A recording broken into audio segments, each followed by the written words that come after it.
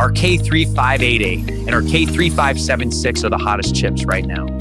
Both have 8 cores, both claim 6 TOPS NPU. Everyone asks, can the cheaper 3576 replace the 3588? The answer is no. In fact, they aren't even in the same weight class. First, the CPU. Yes, both are 8-core, but RK3588 uses desktop-class A76 cores, while 3576 uses efficiency-focused A72.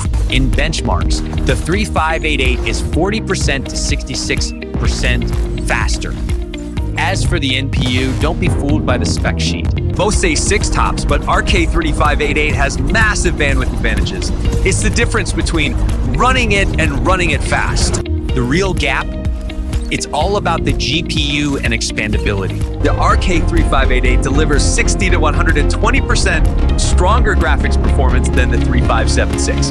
For 3D rendering or running 8K video, the RK3588 absolutely crushes. Plus, it supports 64-bit memory and more high-speed interfaces. Are you looking to connect 6 cameras for AI analysis or just 1 for facial recognition? That is exactly the difference between a flagship and a mid-range device. So is the RK3576 useless? Absolutely not. Its killer features are power and cost. Tests show 3576 consumes 20–40% less power.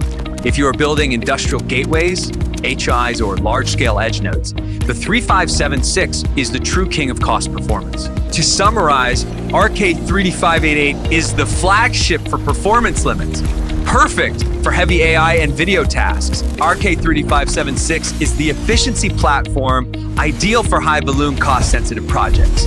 It is not about replacement, it is about the right tool for the job. Subscribe for more hardcore tech insights. See you next time.